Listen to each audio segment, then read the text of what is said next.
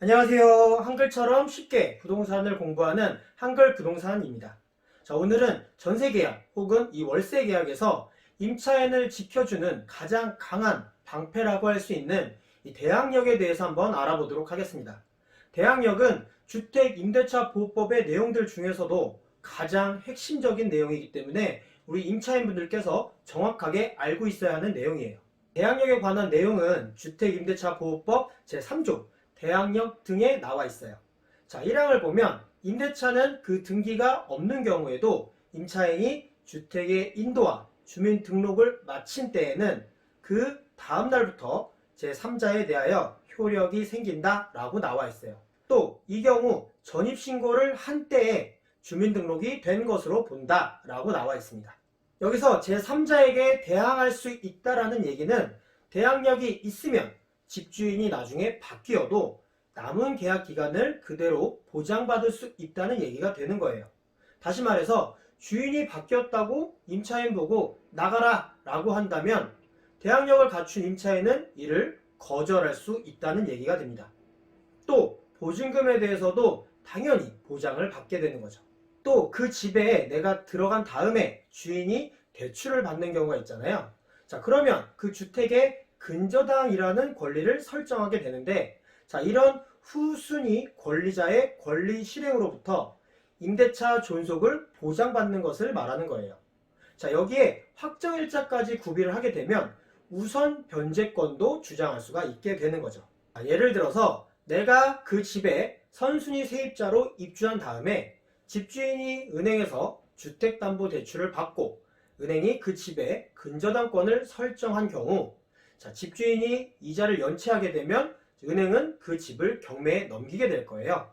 자, 그렇다 하더라도 대항력을 확보한 선순위 임차인인 나는 그 집에서 쫓겨나지 않고 대항할 수 있는 권리를 갖게 되는 거죠. 보증금에 대해서도 이 집을 새로 산 매수인이 내 보증금을 반환해주기 전에는 이 집에서 쫓겨나지 않고 계속 살 수 있다라는 얘기가 되는 거예요. 그리고 선순위 세입자의 경우에는 경매에서 그 집을 낙찰받은 새 주인에게 보증금을 전부 다 돌려받을 때까지 그 주택의 인도를 거절할 수 있게 되는 겁니다. 한마디로 선순위 세입자 하면서 대항력까지 갖춘 임차인은 어쨌든 내가 낸 보증금을 전부 다 돌려받기 전까지는 그 집을 비워주지 않아도 된다는 얘기예요. 그 집에서 계속 살 수 있는 권리를 갖게 된다는 거죠. 자, 그럼 이렇게 강력한 방패인 대항력, 어떤 방법으로 확보를 해야 할까요? 자, 우선 첫 번째로 유효한 주택 임대차 계약이 존재해야 합니다. 자, 그리고 주택의 인도 플러스 주민등록을 마친 때 그 다음 날부터 대항력이 생긴다는 것은 주택의 인도는 그 주택의 점유, 즉 그 주택에 대한 사실상의 지배력을 임차인에게 이전하는 것을 의미를 합니다. 조금 쉽게 이야기하면 임차인이 그 집에 이사 들어가는 것이라고 생각을 하면 돼요. 자, 이때 임차인이 그 주택에 직접 거주하면서 직접 점유하는 경우뿐만 아니라 타인의 점유를 통해서 이를 간접적으로 간접 점유하는 경우에도 인정이 됩니다. 자, 그리고 주민등록은 동사무소에 하는 전입신고라고 생각을 하시면 쉬워요. 단, 이 주민등록은 원칙적으로 적법한 것이어야 하고 주민등록법상의 절차에 따른 유효한 주민등록이어야 합니다.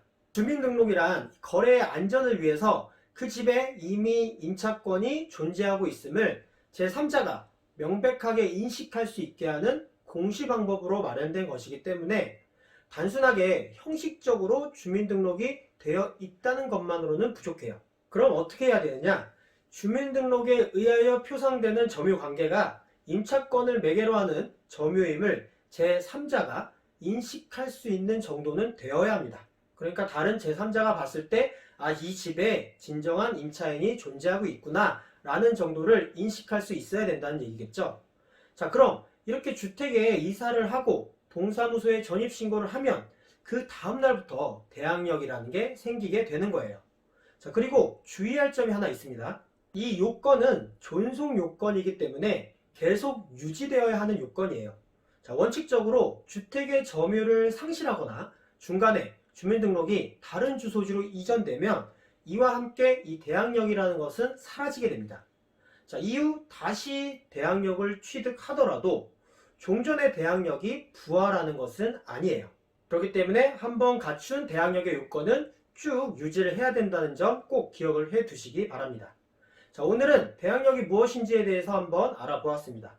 다음 영상부터는 이 대항력에 관한 조금 더 중요한 사항들을 조금 더 자세하게 알아보도록 하겠습니다. 오늘 영상은 여기까지고요. 저는 또 다음 영상에서 뵙도록 하겠습니다. 한글부동산 구독하기, 좋아요 부탁드립니다. 감사합니다.